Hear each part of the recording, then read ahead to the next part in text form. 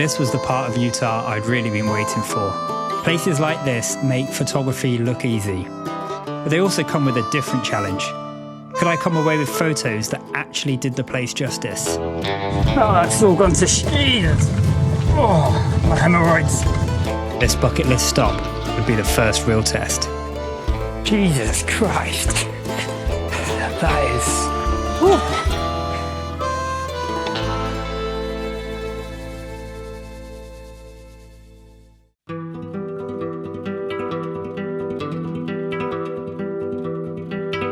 How cool is that? Right, haven't got time to mess around. The sun's about to set, so I'm going to set up my tripod and try getting some shots. Let's go, quick, haven't got much time. The sun's starting to set, the majority of this is in shade. I'm just going to do a quick pano to try and pick up as much as possible before the sun goes down. 2-second timer for the pano.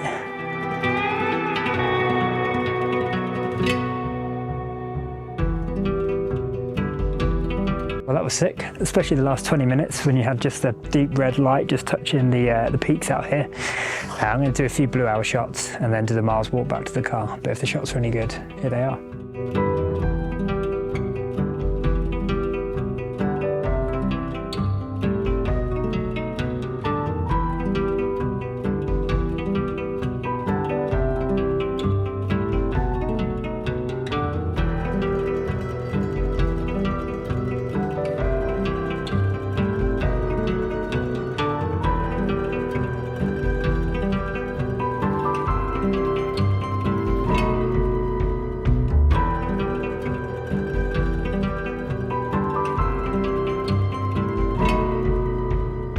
Sunrise here now in Marlboro Point, and as you can see, we've got the light just starting to hit these cliffs here, which is going to look really good as it brings out those oranges and those reds. Managed to get some blue hour shots, including some cringeworthy footage of me with the drone looking like a fat Middleton or North Face model. Anyway, what we're going to focus on now is just the light hitting the left-hand side here of Marlboro Point.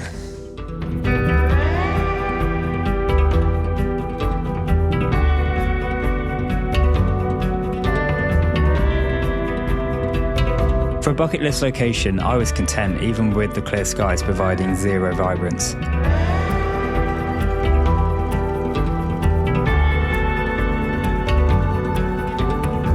The true highlight, however, was having this entire location to myself for sunrise and sunset.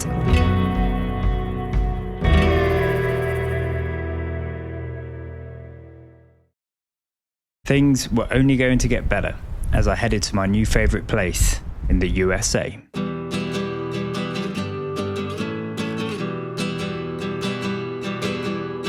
With roads straighter than a straight thing, I didn't pass another car for miles and miles. This was my cue that I had arrived in the Badlands.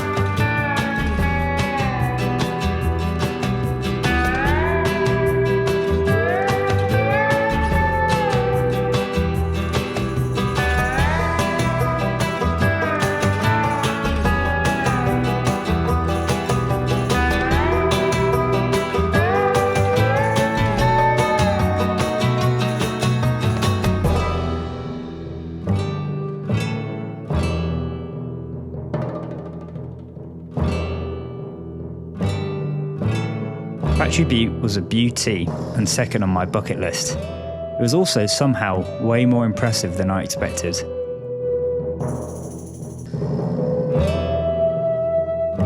But first, I had to fix some technical problems whilst at VO2 max. Test, test, test. Hopefully you can hear me. In fact, let me just stop now and click play again. Make sure you can afford it. We're up there again. I'm just travelling light, just got my camera with me, and the little pocket camera that you look at me. Oh, fucking hell.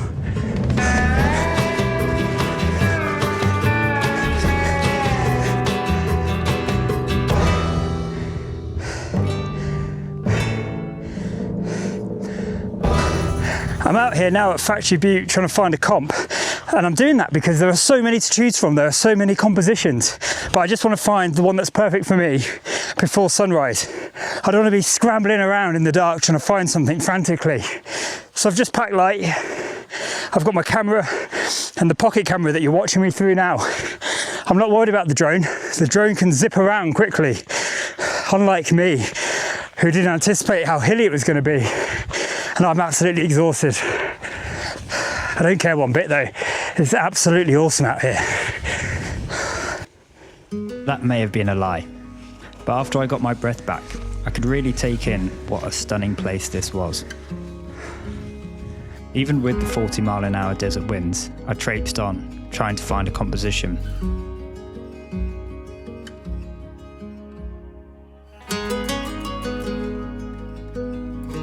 Looking for leading lines, balance, texture amongst the steep rolling hills.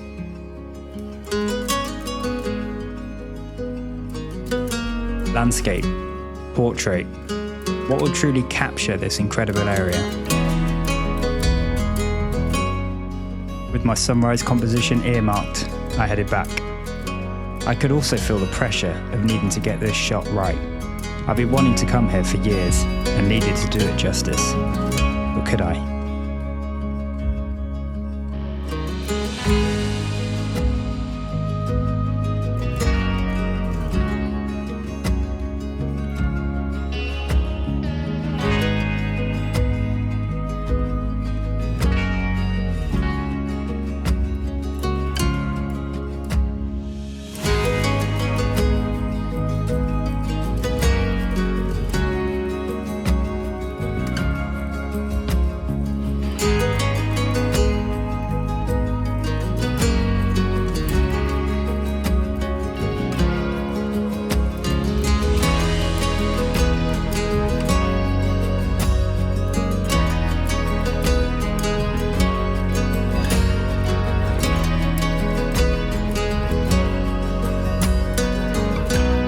Little did I know, as I frantically took photos using my drone and camera, these would end up being my worst photos of Factory Butte, as conditions would explode by the end of the week. Stick around to see those.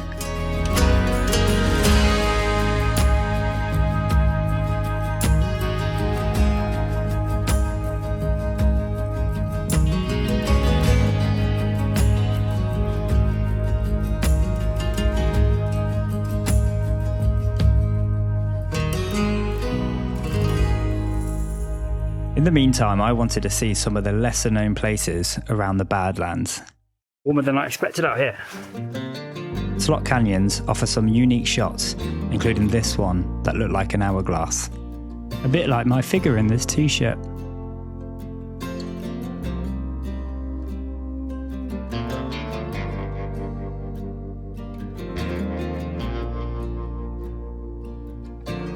There's also this gas station built into a rock face.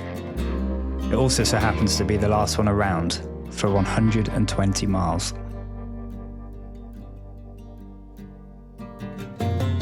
Now, I've always said that Utah feels like a different planet, and this place proves it.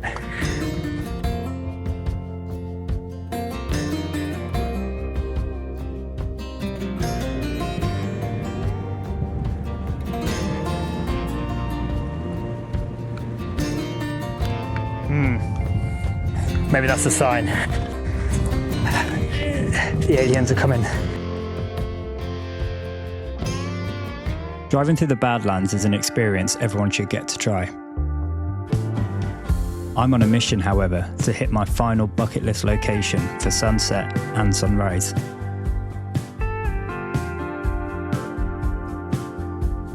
And this one is by far the weirdest, by name and by nature.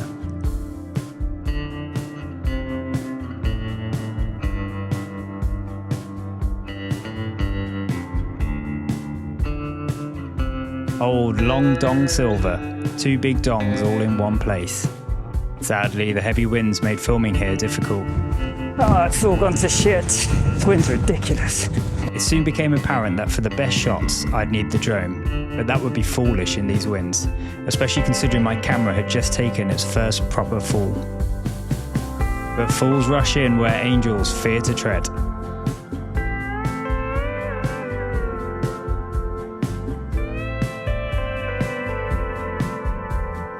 Got about a mile and a half walk back now, and it's really windy and it's going to be pitch black. I've left my head torch in the car. So I'll turn you back on and start recording if I fall in a ditch or I get lost for your amusement. All the perks of learning photography in public. Anyway, that's all for now. Wish me luck.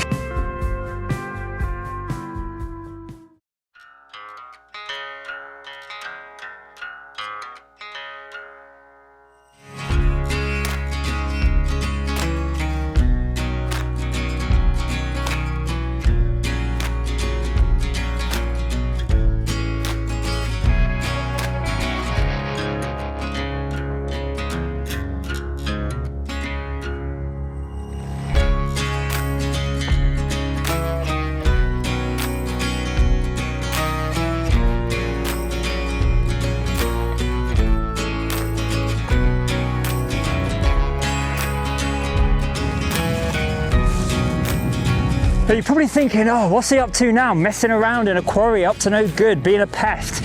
And you'd be right to think that I am being a pest, but this isn't a quarry.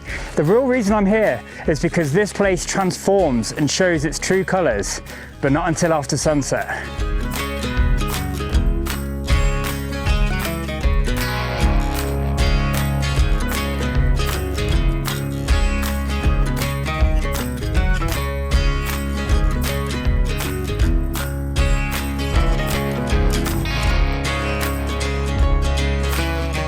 Now, in the interest of honesty, I should say I've been very heavy with the colour palette. The Bentonite Hills are not as vibrant as you see online, but it is possible with a slight bit of editing.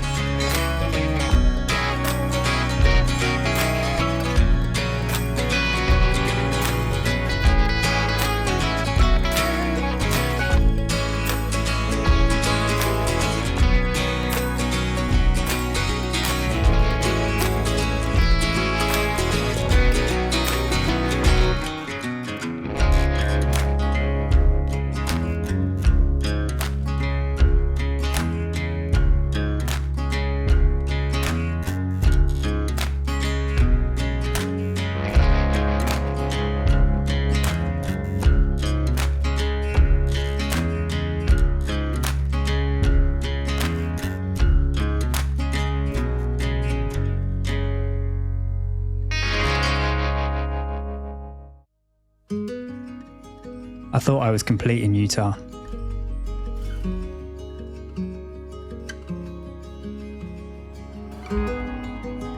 I'd captured everything I'd wanted.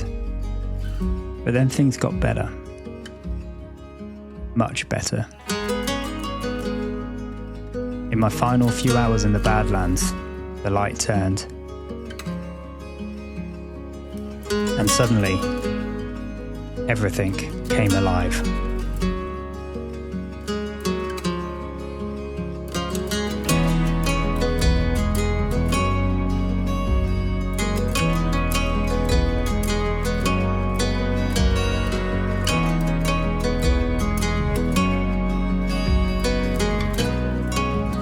And at sunrise, this gap in the cloud provided perfect light, but just for a few seconds.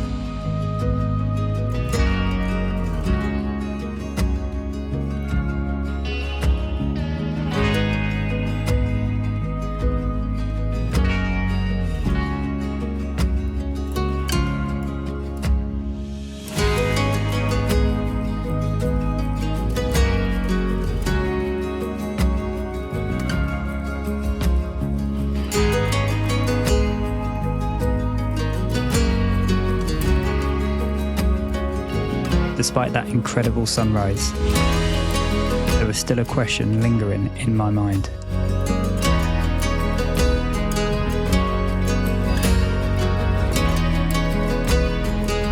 Did I really do these incredible places justice? Maybe. I'll leave that up to you in the comments. Not that it matters too much, because I learnt a lot and had a great time doing it. But hopefully this two-part series has inspired you to see Utah for yourself.